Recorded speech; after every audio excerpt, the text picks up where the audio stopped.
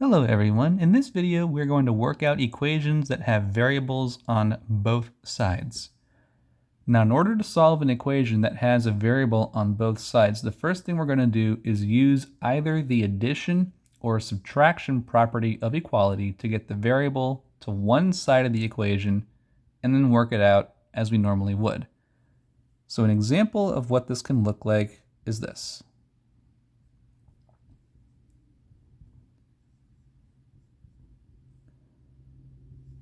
Now, a general rule of thumb, it does not matter if you move the variable on the left to the right, or if you move the variable from the right to the left. You will get the same answer either way, and that's what's unique about these types of equations.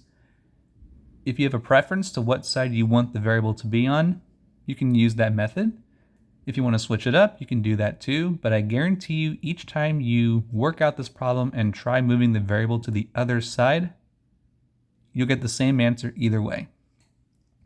What I'm going to do is, because I typically like my variable on the left side of the equation, I'm going to start by moving the variable to that side. Canceling this out, I have a negative coefficient now, so that's negative 2x. Everything else stays the exact same. Now I subtract 3.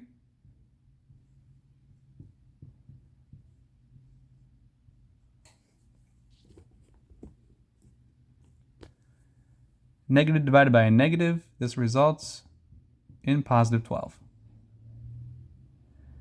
Had I moved 6x over instead of 8x, I would have gotten the same thing.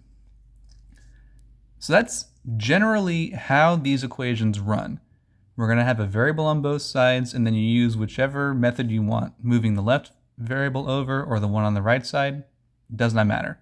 But what I'm going to show you next is two special cases, because these can pop up, and I just want you to see them to see what they look like.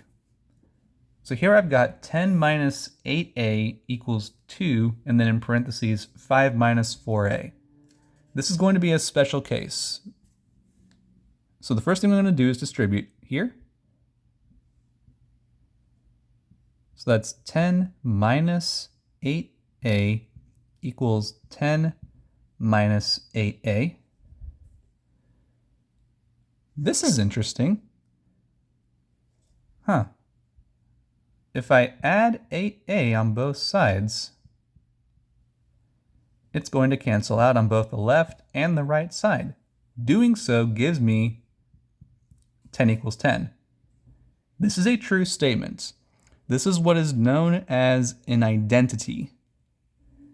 An equation that is true for every value of the variable is what's known as an identity, meaning it does not matter what value of a I plug in to this equation, it's going to be a true solution either way. I can plug in 1, I can plug in 5, I can plug in 16, any number.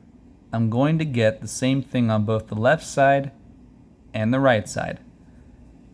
Now let's look at one more special case.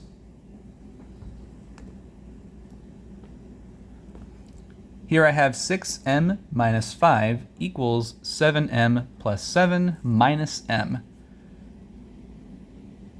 Combine like terms first. I've got, getting ahead of myself, 6m minus 5 equals 7m minus m is 6m, and then plus 7.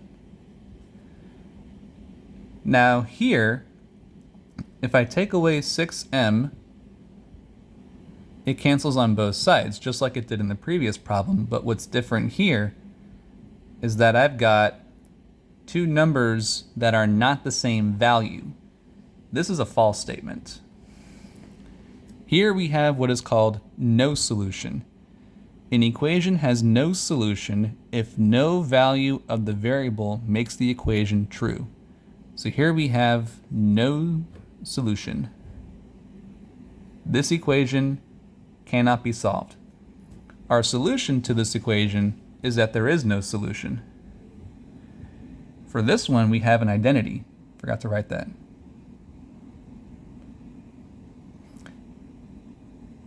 plugging in any value to make this true versus there is no value that makes this equation true. Two special cases. Thank you so much for watching, and I will see you later.